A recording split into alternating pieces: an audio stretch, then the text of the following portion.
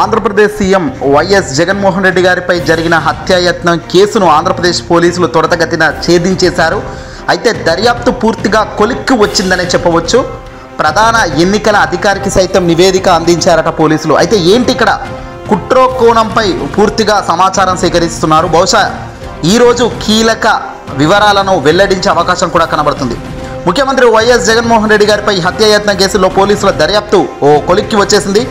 విజయవాడ అజిత్ సింగ్ నగర్లో శనివారం రాత్రి మేమంతా సిద్ధం బస్సు యాత్ర సందర్భంగా ముఖ్యమంత్రి వైఎస్ జగన్మోహన్ రెడ్డి గారిపై జరిగిన రాళ్ల దాడికి సంబంధించి దుండగుడితో పాటు సహకరించిన ముఠా కీలక సూత్రధారులను పోలీసులు గుర్తించేశారు, పట్టుకోవడం కూడా జరిగింది. అయితే దానికి పాల్పడినట్లుగా గుర్తించిన అనుమానితులతో పాటు మరో 5గురిని పోలీసులు విచారించారు. వీరిలో విజయవాడ సెంట్రల్ నియోజకవర్గానికి చెందిన తెలుగుదేశం పార్టీ నేత ఒకరు ఉండటం ఇప్పుడు సంచలనంగా మారింది.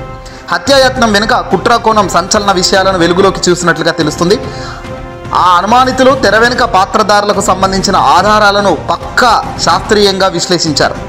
నేరుగా రుజువు చేసేందుకు హేతుబద్ధమైన ఆధారాలను సేకరించారు. సాంకేతికపరమైన ప్రక్రియను కూడా పాటించిన అనంతరం కేసుకు సంబంధించిన వివరాలు పోలీసులు గురువారం వెల్లడించే అవకాశం ఉన్నాయి.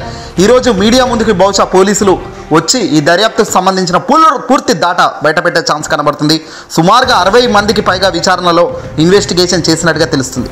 ముఖ్యమంత్రి జగన్పై హత్యాయత్నం కేసును పోలీసులు ఛేదించడమే కాదు, పదునైన రాయితో ఏ విధంగా హత్యాయత్నానికి పాల్పడింది నిర్ధారించారు. అసలు ఈ రాయితో దాడి చేసింది ఎవరు, దుండగిడికి సహకారం అందించింది ఎవరు అనే కీలక అంశాలను రాబట్టారు. వీడియో ఫుటేజీలు, కాల్ డేటా, ఇతర శాస్త్రీయ ఆధారాలతో కేసు దర్యాప్తు పూర్తి చేసినట్టుగా తెలుస్తుంది. కుట్ర కోణంపై దర్యాప్తులో కీలక సంచలన విషయాలే వెలుగులోకి రావడం తెలుస్తుంది. అయితే ఇక తాజా పరిణామాల నేపథ్యంలో విజయవాడ సెంట్రల్ నియోజకవర్గానికి చెందిన తెలుగుదేశం పార్టీ కీలక నేత ప్రస్తుతం అజ్ఞాతంలోకి వెళ్లడం ఇప్పుడు మరో సంచలనంగా తెలుస్తుంది. పోలీసులు దీంతో నిమిత్తం లేకుండా ఎన్నికల కమిషన్ మార్గదర్శకాలను పాటిస్తూ కేసు దర్యాప్తు వేగవంతం చేశారు. టీడీపీ నేత వెల్లడించిన విషయాలను ఇతర అంశాలతో పోల్స్తూ నిర్ధారించుకుంటున్నారు. అదుపులో ఉన్న నిందితులు వెల్లడించిన కుట్ర కోణం వాస్తవమేనని నిర్ధారించుకున్న తర్వాతే తదుపరి చర్యలు చేపట్టాలని పోలీసులు ఉద్దేశపూర్వకంగా ముందుకెళ్తున్నారు. దీంతో ఆ దిశగా దర్యాప్తు వేగం కూడా పుంజుకుంది. ఎన్నికల సంఘానికి సైతం అధికారిక నివేదిక అసలు ఏంటి అనేది పూర్తిగా డేటా ఇవ్వడం జరిగింది. అయితే ఊహించిందే జరిగింది. అట్టకేలుగా దీని వెనకాల పెద్ద తెలుగుదేశం పార్టీకి సంబంధించిన వ్యక్తి ఉన్నాడు అనడం క్లియర్గా తెలుస్తుంది. చూద్దాం మరి ఎవరిని పట్టుకుంటారు పోలీసులు. ఈరోజు వెల్లడించే దర్యాప్తులో వెల్లడించే అంశాలు ఏ రకంగా ఉంటాయి, ఏం చెప్తారో అనే దానిపై ఇప్పుడు సర్వత్రా ఉత్కంఠ నెలకొంది.